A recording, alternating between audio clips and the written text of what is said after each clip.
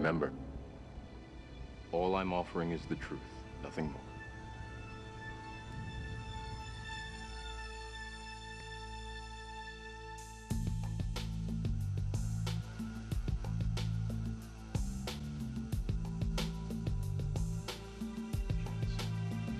After this, there is no turning back. You take the blue pill, the story ends. You wake up in your bed and believe whatever you want to believe. You take the red pill, you stay in Wonderland, and I show you how deep the rabbit hole goes. Oh yes, my friends, how deep does the rabbit hole really go? Well, that's what we are here to find out. Dedicated to the only serious choice, the gospel of Jesus Christ in music and the spoken word. It's time for the most important hour of the day, Bible study. Now, of course, it is my Bible study time that I spend with you. We try and do it each and every Thursday right here on Hartford Public Access Cable Channel 5, and of course on Tuesdays. Now, Thursdays, of course, is open forum. So we want to give you the number real quick. The number is 944-9797, and that's the number that you will need in order to get on board and to participate in the program today. So we want you to do just that. Write that number down, okay? We are broadcasting live, of course, from the greatest city on earth, Hartford, Connecticut, New England's rising star. It is Open Forum Thursday. Time for Bible study. It's my Bible study time that I spend with you. Get on the phone, call up friends and family, and tell them to tune in. All right? All right. Come with me. Come with me. Let's go. Let's go. Camera people are asleep. Give them a week off and look what they do. There we go. That's better. It's not like it's different from day to day. Every time we come on the air, saying just pan left, pan right. That's all they got to do. You know, good crew, hard to find. But let me not be rough on them. They're here every week with me. I want to remind you that you can go to Facebook, like us on Facebook, J. Stan McCauley. You can go to Google Circles, of course. And, of course, there's LinkedIn, there's YouTube. If you want to see us on YouTube, just go to YouTube and Mr. J. Stan 7. All of Light Source Victory Television is online. And, of course, at accesstv.org, broadcasting to the world and beyond. All right. Now, if you want to participate in the program, you, of course, are more than welcome to do so. I encourage you to do so. Just get on the phone and call us, and that's all that's necessary. You may be watching from somewhere around the world. Okay. If that is the case, we're in the United States of America. And we're on the East Coast, which means we have Eastern time, and it's daylight savings time. Okay. Now I say that for those of you who may be watching this on YouTube at a late date. We are live from 7 o'clock to 8 o'clock p.m. Eastern Standard Time, daylight savings time. Okay, on the East Coast, and I'm live every Thursday night. And so you can call at that time, during that time, and we'll take your calls live. If you call from a blocked phone, I will not answer the phone. If I don't have your phone number, that means I don't know who's knocking at the door. We don't screen calls because we believe that those of you out there that participate in this are adults. So we don't screen calls. I have your phone number. That means I can call you back. I've been doing this for more than 30 years now. And so if you call me being a prankster on the phone, that gives me permission to put your phone number on the air and broadcast it to the world. And trust me, my friends, they will call you. And so that is not a game you want to get into with me because I will win. Okay, so prank the host. I never lose that game. I haven't lost it in 30 years. I doubt if it'll start now. Okay, so the numbers on your screen, 944-9797, was out of town last week, so I was unable to be here to do the live program. And since we are headquartered in Hartford, Connecticut, New England's Rising Star, though we could have done the program from anywhere in the world online, it would not have broadcast in our home base of Hartford, Connecticut. And so that's so if we don't broadcast live from here, then we don't go live, okay? It's just that simple. Okay, so the numbers on the screen. Bible study this week was in Ephesians chapter 6. Ephesians chapter 6. If you have any questions from Bible study, then you need to call and ask whatever questions you may have. That's one of the reasons why we do 2 programs every week. Tuesday nights from 9 to 10, and then, of course, Thursday nights from 7 to 8. The reason we do that is to give you an opportunity to ask questions, whatever they may be, the tough questions, the hard questions. Okay, so if that's what you'd like to do, then what you need to do is write down any questions that you have during our regular Bible study time. All right, just jot them all down. If I said something you disagree with, write it down. Okay, and then on Thursday, call in and ask whatever question that you may have. That's how it goes. If we don't get any questions on Bible subjects, it is open forum, and you can call in and talk about whatever may be on your heart, whatever may be on your mind, social issues, news of the day, all those kinds of things. Of course, I approach those from a Bible-centered, Christ-centered worldview, because I look at the world through those lenses, okay? And so you'll get my perspective. That's all I can offer is my perspective, okay?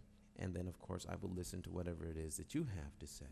Perhaps you have a crisis in your life or something like that. You'd like some ministry or some prayer or something. So we're also here for that reason. If nobody calls, then what we will do is we will continue our Bible study, all right?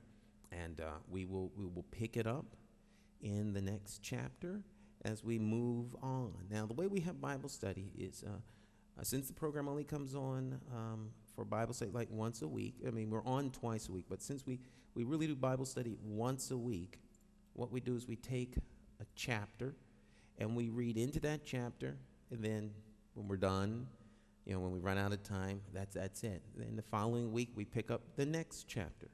And that's how we do that. Sundays, every Sunday from 12 o'clock noon until 2 o'clock p.m., we have Bible study downtown at 32 Elm Street at the Walk in the Light Outreach Center, where the bishop is Luella Tate. So you can come down there, and we will have Bible study, answer whatever questions you may have. It is a participatory Bible study, which means that you can weigh in and we have conversation and we answer questions as we go through Scripture. So as we're going through the Scripture, there's 2 hours. We will talk, go back and forth. The Bible says, forsake not the gathering of like-minded believers. And it talks about reasoning together. So we will come together, we will reason through the Word, get understanding, and I just believe that's how Bible study should be. So that's our form of Sunday service. I mean, that's the way we do it at Light Source Ministries and Light Source Victory Television. So if you want to join us, that's every Sunday from 12 o'clock p.m., 12 o'clock noon, until 2 o'clock p.m. All right? What else is happening? Also, if you like to act, if you can act or sing, we are in the middle of rehearsal, if you will, for our new stage production. It is our new signature stage play. And if you'd like to be involved, same address, Saturday mornings from 10 o'clock until 1 in the afternoon, 3 hours every Saturday morning, we have rehearsal. And we're currently in production design and getting ready for the scripting segment of our workshop series. And so if you come on down, there's still plenty of time for you to join. And we've got a gospel musical for Christmas that we have a script. We're in receipt of script for that.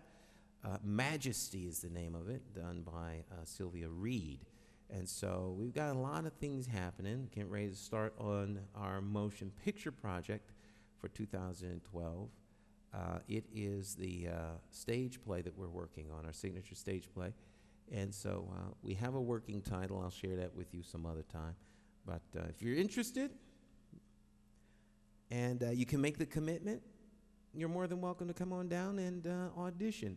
Now, since you no doubt missed the first 2 weeks of audition that we had, what we're doing now is if you want to join the stage company, you've got to come to rehearsal, sit all the way through rehearsal, and then at the end of rehearsal, we have auditions.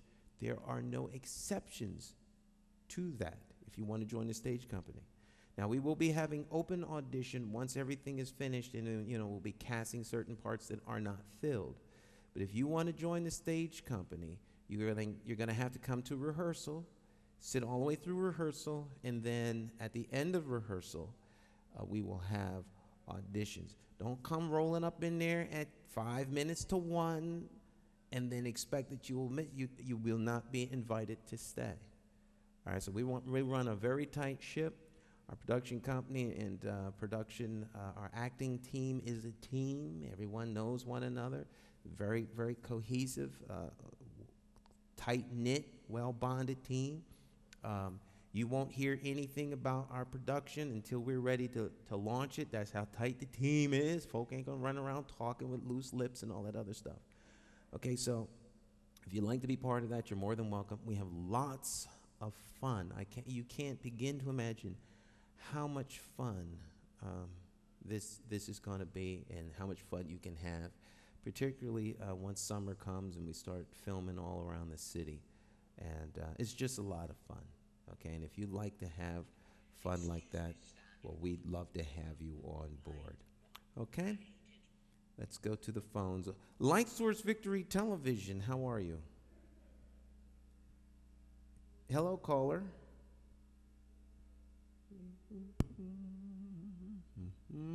Hello? Hello? Okay, hold on. Let's do this again. I just want to.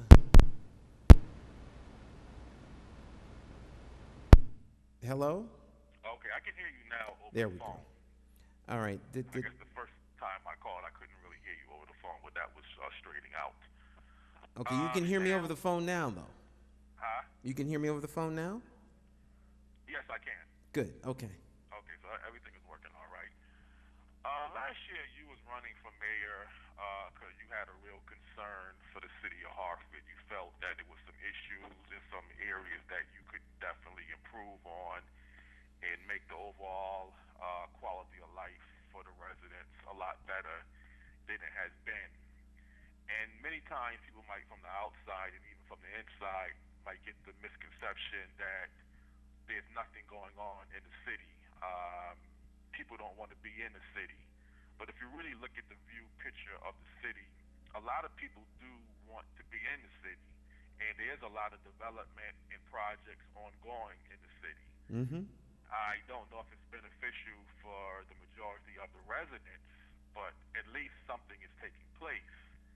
I don't know if when you was running for mayor, you was really advocating this form of development for the city totally.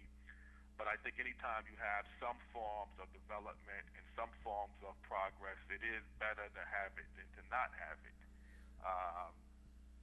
The Clean Water Project, the ongoing improvements of the streets, they're doing a lot of work actually on my street right now. I see a lot of companies from all over the country. The company that's working in front of my house is actually from Massachusetts.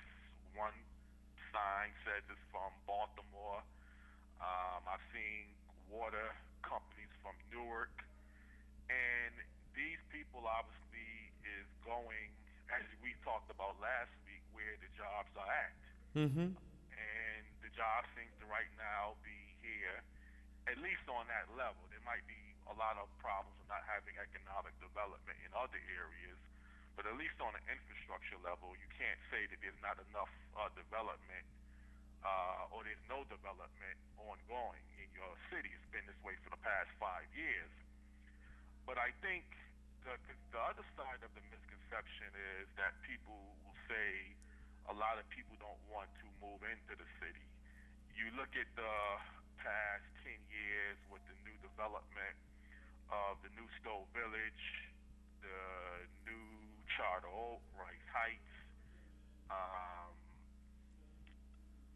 Bellevue Square was developed, and even Dutch Point. And they're planning to do some new development with Nelton Court. So I think on one hand, there's been some dramatic improvement in the infrastructure level right now, and there's been some dramatic improvement in the housing stock. I can remember the time staying even on my street in the 90s, we had about total with foreclosures and abandonment, maybe up to 10 to 12 properties that was either under foreclosure or under abandonment. You only right now have really just one building complex that was burnt down at the corner of Cleveland and Maine that hasn't been repaired for a very long time. But even with all that being said, Stan, do you think the city overall is still moving in the right direction? Well, I think the city, the city is moving in a direction that is going to be beneficial to Hartford at the end of the day. The city is made up of its residents, but beyond that, it's made up of, it's a geographical area. And you've got the heart of a city or the spirit of a city. You've got the geographic. You got the tangible land of the city and the geography, and then you have the people that make up Hartford. And Hartford's people, the population, comes and it goes. Obviously the population that's here now isn't the same population that was here 50 years ago. But the city is here, and the buildings are here, and the structures are here. Some have gone, some have left. And so there is a strategic grand plan, an urban development plan, if you will, for Hartford and the region. And local politics aside, there are some things that are going to happen irrespective of who is elected. And those are long-term strategic projects that are put together by, regional governance councils and things like that, the state, economic development, all kinds of long-term, long-range plans. The Clean Water Project is going to happen no matter who's here. In fact, one of the reasons why the Clean Water Project is happening the way it's happening now is because had it not been taken up as an action item by the MDC and the MDC commissioners, the federal government would have come in here and done the work or forced them to do the work at an even much higher cost.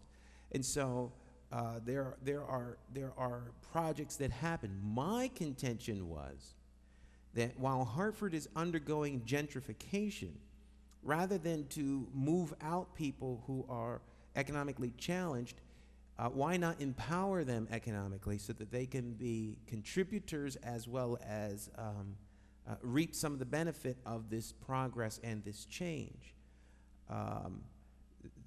The progress is not going to be hindered by a handful of individuals who may be disenchanted or disgruntled over what's going on. They will complain and they will gripe and they will moan, but at the end of the day, nothing will change, because identifying problems does not change problems. Complaining about problems doesn't change problems. Problems are resolved through active will, and the will of those who are implementing the change is much greater than those who would like to stop the change, and much greater than those who want a immediate benefit as the change happens.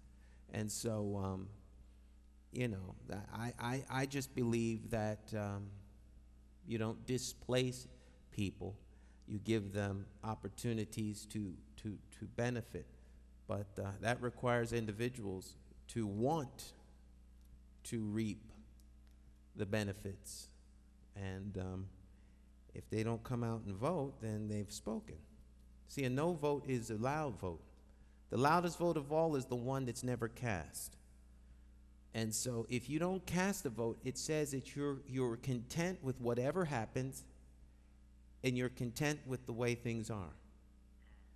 And you have to exercise your vote. Complaining does nothing. And quite frankly, the moaners, the groaners, the complainers, the murmurers are easily identifiable. And once you identify them and know who they are, then you almost have an expectation of what it is that they're going to say. Their narrative very rarely changes, and they're easy to appease because they've made so known what it is that they want. So you throw them a bone or two, and then they shut up. And it is those individuals. So let's say there's 100 activists and rebel rousers who don't like the status quo and want things to change on a profound level. So they march and they complain and they do this, that, and the other thing. Well, that's just 100 people. They're easy to buy off. They're easy to silence. They're easy to appease. It's just a matter of when the powers to be want to do it, if they want to do it. And what I always try to remind people of is that the powers to be will bomb a country into submission to save a nickel on a gallon of gas. So if people think that their little marches and stuff like that is going to somehow cause the powers to be to acquiesce, they're sadly mistaken. It requires action and movement of people. That's when change comes, like you had in Egypt or what's going on in Syria, okay? That's where change comes, Poland. But here in the United States, people are easy to be domesticated and made docile. So as long as people aren't starving and people pretty much have a place to live, they're content. And the ones that fall between the cracks, the powers to be don't care. Well, I mean, you kind of address your theory on the situation that you see, the city. I mean, I asked some questions about how you feel about progress, and there's some forms of progress that you see. There is progress in Hartford. There's no doubt that there's progress in Hartford.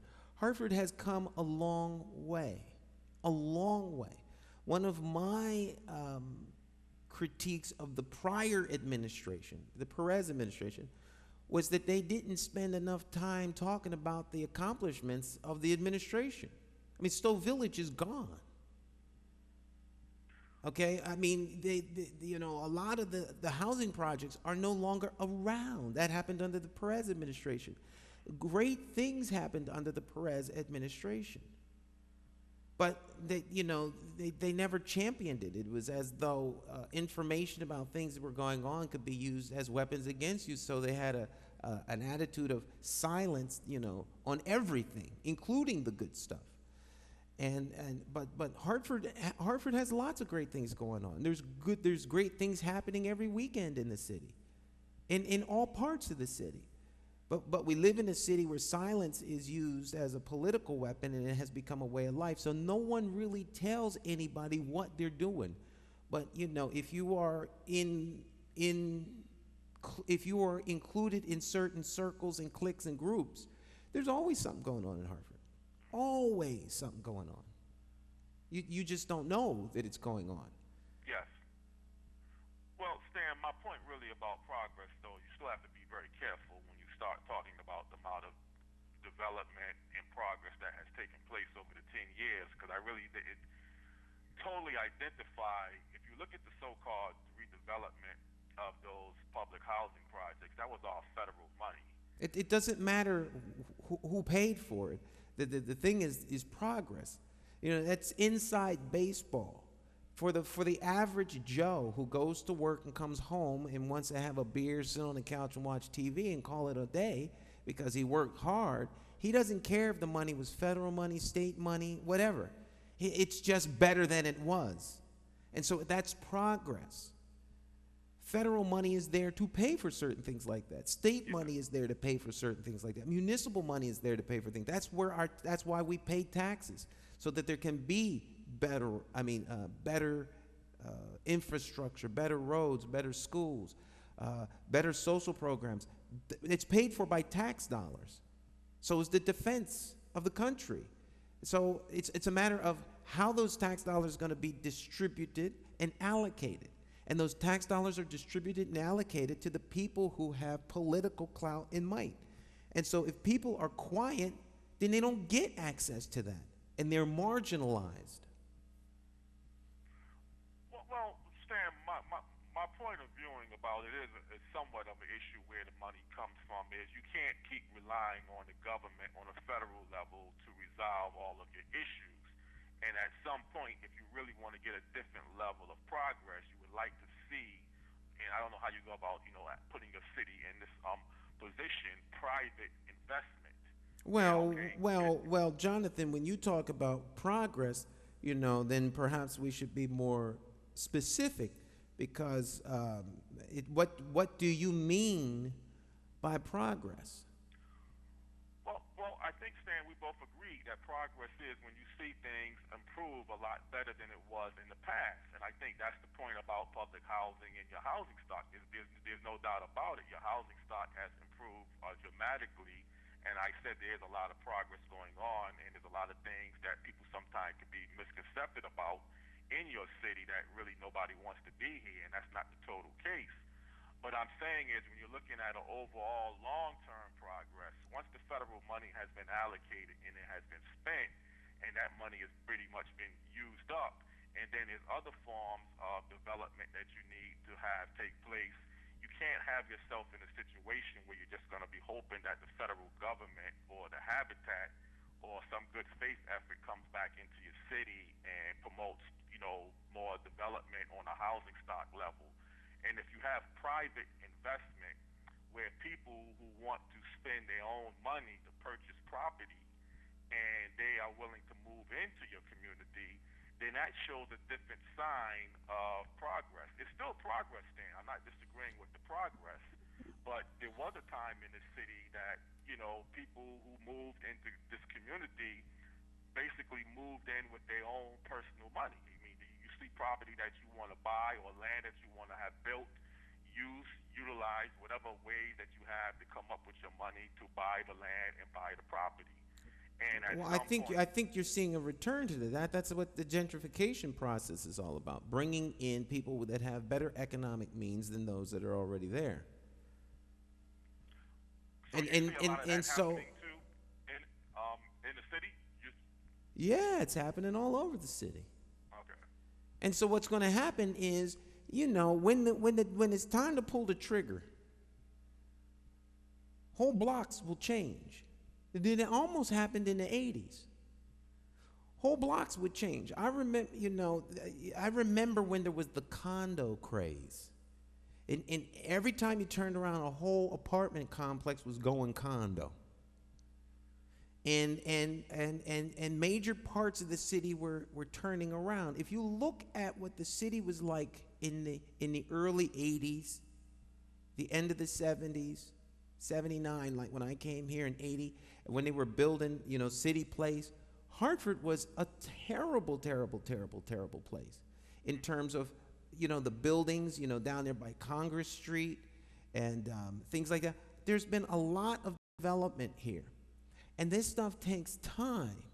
It takes time to roll out grand plans. So let's talk about like the Hartford process, okay? So if you're going to roll that out, you have to stay focused on the goal, and whatever comes in the way, you deal with in a particular way, but you don't abandon the goal, and the goal has never been abandoned. And so Hartford can turn around.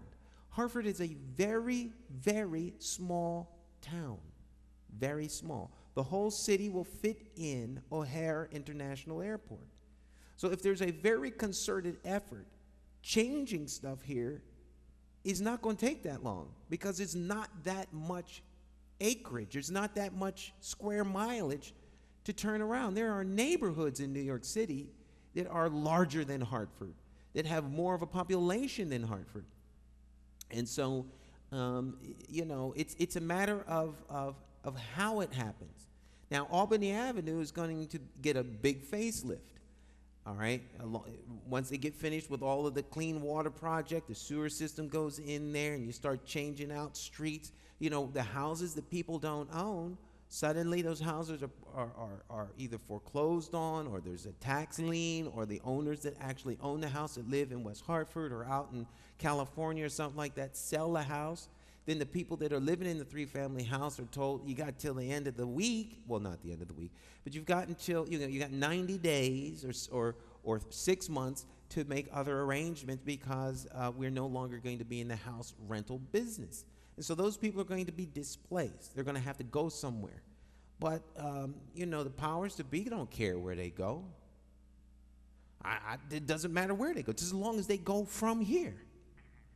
Okay? So, if you have your house is infested with rats, you don't care where they go. You just want them out of the house. You don't care if they go to your neighbor's house. You just don't want them in your house. And so if you're going to gentrify the city, the people who are on the lower economic scale, who are more in need of social services than they are contributing to the tax base, you get rid of them by displacing them with people who have better means. It ain't personal. It's just survival of the city. Or else the city can become top heavy, where there are more people making demands on the city than there are people contributing to the resources which run the city. And so those people will be forced out into the suburbs, or forced to go, they don't care where they go. And that's the gentrification process. And it is underway. It's underway. Well, it's been underway. Do you see the economic development, because you ran when you was running for mayor, on the need to bring in businesses and private investment into the city? Now, we've pretty much covered up the housing part of the regenification. Where do you see the economic development piece going into the remaining part of the decade? Do you see a lot of companies and businesses and job growth taking place? I don't know, because of course it's not my, I'm not I'm not part of that key decision-making group. I'm just, Joe Citizen at this point. My theory was being sensitive to the needs of the people. How do you get people who are unemployed, hopeless, to have hope? And I believe that if you can give them opportunities for jobs and employment, then that is what is necessary to prime the pump to change the attitude, the hearts and minds of those individuals, thus revitalizing the areas where they live with economically, and creating an economy. Well, the powers to be don't want to do that. Their plan is to gentrify those communities, not to put a stop to the gentrification and somehow now have those individuals starting to buy the houses that they are currently renting, and coming up with plans and mechanisms to make those things happen. You have the government that you deserve. And government can be instrumental in helping to move certain agendas forward. You see what the governor's doing with his first 5. It's all a matter of who's making the decisions. But, should there be economic development? You go to some of the suburban towns, they don't have economic development. They don't have factories in their town. They have houses in their town. They're great places to live. It's quiet. It's peaceful, birds chirping in the morning time, and crickets at night, and it's a very nice place to live. But there's no smokestacks, there's no factories. You go out to Day Hill in Windsor, you've got office parks, but most of the state of Connecticut, most of the 169 towns, they don't have necessarily large employment opportunities in those particular towns. So Hartford doesn't have to have high employment opportunities in order to survive. Hartford needs to have opportunities for the let me rephrase that. The people that live in Hartford that are unemployed need opportunities for employment, whether those opportunities be in Hartford or elsewhere. But until such time as they get those opportunities to be employed, they are dependent upon the system to take care of them. And the longer they're on the system, the more they become dependent, and the more they become dependent, the more they get locked into a life of being part of a permanent underclass. My plan was to start to push back that permanent underclass. And I had the political will to do so, but I'm not in office, so it's all talk at this point. The people who are currently in charge don't think that way, or that's what they would be doing. Well, Stan, there used to be a person named Mr. Herb Hudson who used to make a statement that I agree 100% with, and it is a major problem what you just identified, that if people stay locked into a dependency stage, it's going to be very difficult to get out of it. And, you know, if the city can function without having economic development, if people have the financial means to buy property and pay your bills, then so let it be. But I think for the residents that's in the situation where they have to have some form of income and they don't have the ability, but what Mr. Herb Hudson used to say, which is very important, is that we're producing a lot of generations of people who don't even know what's out there. And if you don't even know what's out there, it's almost like you have a sickness or you have a problem, but you don't know what you're dealing with. So you're not in a position to really fix it. If you're growing up in a segment in your communities and you don't know that there's a great opportunity beyond your backyard because you don't see any opportunities in your backyard, but there is a lot of growth and things that could make your life a lot better, but you just don't know about it. You know, you just are growing up in a scenario where you have no idea of what's out there that could be making a big impact. And it could be very instrumental to solve that problem. And then that could lead to another problem, because if you have people growing up saying that, well, I don't need to finish high school, I don't need to worry about careers, I don't need to worry about becoming developed in ways that I could be a tax-paying citizen, and everything, you know, we talked about it last week, is all right because your financial means to some degree is covered as long as there's not a serious crisis and that system is being eliminated. But if people don't even know what's out there, and even myself, just over the past couple of years, until I got on the internet, I was misinformed in a lot of aspects about, you know, information, and the internet is a very powerful tool. But if you're allowing, or something is producing people to grow up and not know, and I'm talking right now really in Hartford, you know, but this is urban America. This is not limited just to Hartford. Mm-hmm. I think the governor has some first 5 initiatives that there's going to be some reinvestment. Mm-hmm. And I think if you did a survey in the city of Hartford, a lot of people don't even know what that development piece, and I don't expect anybody to know every ins and outs about, you know, details, because there's going to be some form of confidentiality. But if there's going to be job growth up at the Yukon, not Yukon, the hospital in Farmington, I know that's biotech. There's going to be NBC Sports Network coming down to Stanford. Well, those jobs are not targeting inner city unemployment.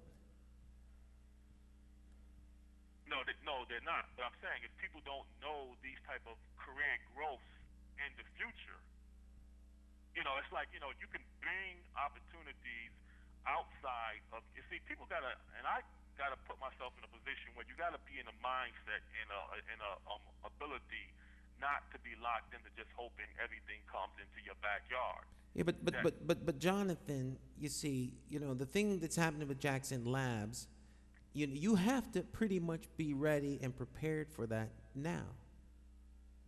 To the degree that there will be people who will relocate to Connecticut because of Jackson Labs and because of the investment in biotech.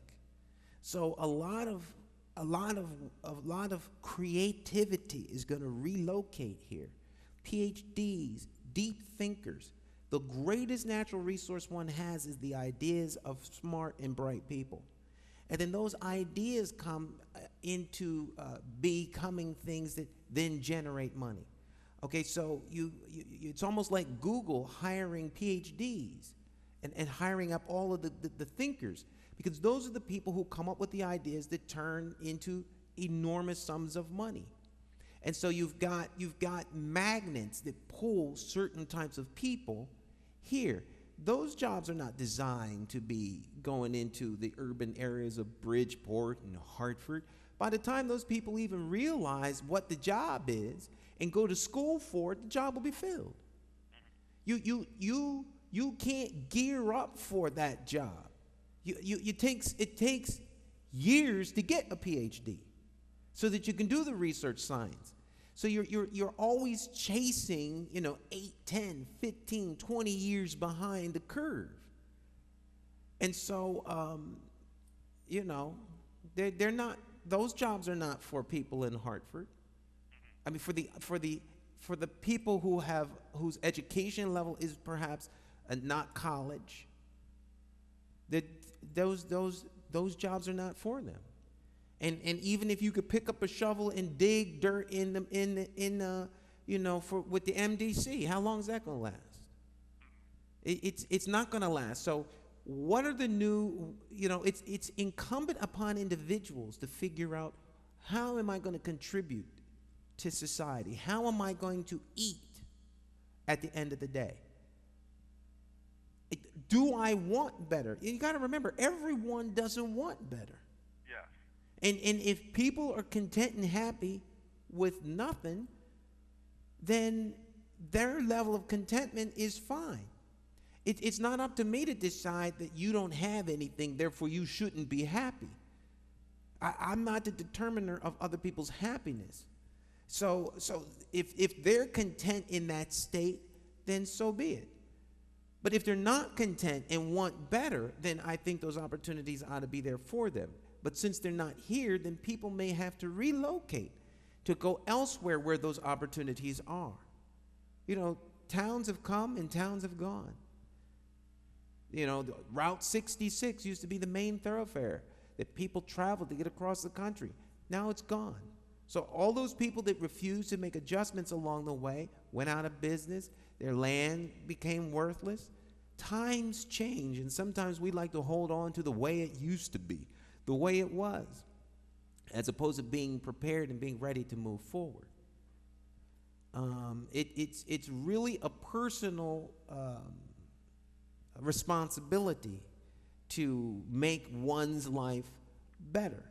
And where people lack the means, those are where social agencies, whether they be the body of Christ, whether it's the church, whether it's government, steps in, because you limit the potential for unrest and civil disobedience by making sure that people aren't put in such a dire strait that their only resource is to rob and pillage in order to make ends meet and to eat.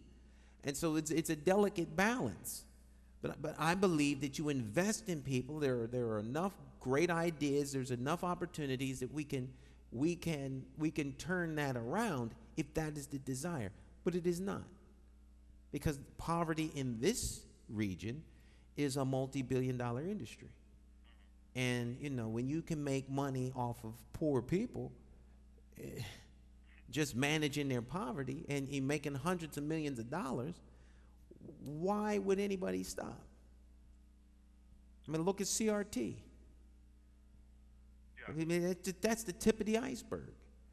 Okay, you got the prison system, the prison industrial complex, where people are identified and picked up and put into prison who, under normal circumstances, should not be there. Okay? And so we have criminalized whole groups of individuals so that it becomes okay to look the other way while this person is in prison, keeping a whole class of individuals employed. It's the height of exploitation. And so that's what we have. It won't change because people are aware of it. It changes because people have the political will to say that is no longer acceptable, and I'm going to actively replace that with a different alternative. But right now, that level of desire to change things is not there. There are too many people who do very well off of the system, and a lot of those people are gatekeepers within the African American community, within the Latino community, within every community that suffers from poverty. There are sellout gatekeepers who make sure that the community stays that way, either by design or by either by omission or commission, if you will, because they're taken care of in such a way that they don't have to worry about it. And they're not going to speak up about it because someone might slap them or you know, fire them from their job or you know, kill them. And so we don't have any real leadership. Leadership takes courage. Leadership is not a title that places you in charge. Leadership requires courage and also requires the knowledge of what the ham sandwich you're doing. But we have people in our community who are leaders and they don't have a clue what they're doing, and they're cowardly, they're fearful, they're not willing to take the hit or the bullet to champion the causes of their community. That's what leadership does. And within our community, it is sorely missing. You have senior senators who will sell out their community. I won't call any names. All right? It ain't personal, it's politics, Eric. So, I mean, you know, that's what you have in this community. And as long as that persists, nothing will change. Yeah. Well, to that part, when you say nothing will change, and that's where I think a lot of the hopelessness comes into, because even when you mention about the people didn't vote, and again, I'm not justifying not voting. I voted. I participated to some degree with your election as a volunteer. I volunteered a couple of years ago with Governor Dan Malloy's campaign. But I think when that hopelessness sits into your mindset, then that goes into your action level category. And, you know, I know this is a deep-rooted systemic problem that's gotten out of control, if you would agree with that. And, you know, it takes leadership and courage, like you just mentioned, to really eradicate this problem. And it's not the best interest for a lot of people who is making money and having a so-called feel of power of this problem to try to eradicate it. But I think at some point, even on an individual level, like you might stand and say, I can't fix the problems in Hartford because I didn't become mayor. You know, it's 125,000 people, and I'm not the mayor of the city to really have a dramatic impact. But if you feel you can get to 10, 20 people, and somebody else can get to 10 and 20 people, and then all of a sudden you have 100 people that is doing a lot better than they would be had not Stan or somebody else be involved. And still, exposing people, even though you just mentioned Jackson Lab and those high-tech jobs, is not the answer for the residents in Hartford. You still wanted to bring some type of development and some type of opportunities to show people that you could do things with your life, and you could actually get paid for it too, not just volunteer.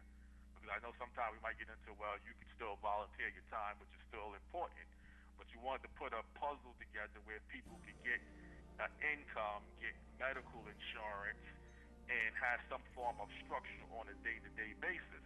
And there is a difference then between volunteering and being in the workforce where a company has to pay you insurance and, you know, benefits, because that's important in life. If you get to a situation where you want to have something, if you get sick and you need medical coverage, you know, I know in this country we do actually have a form of universal health care that, you know, with Medicaid you can be covered. Mm-hmm. But at some point you would like to have the right type of medical insurance that, you when you work for something, Stan, and you know, sacrifice for something, you feel better about it.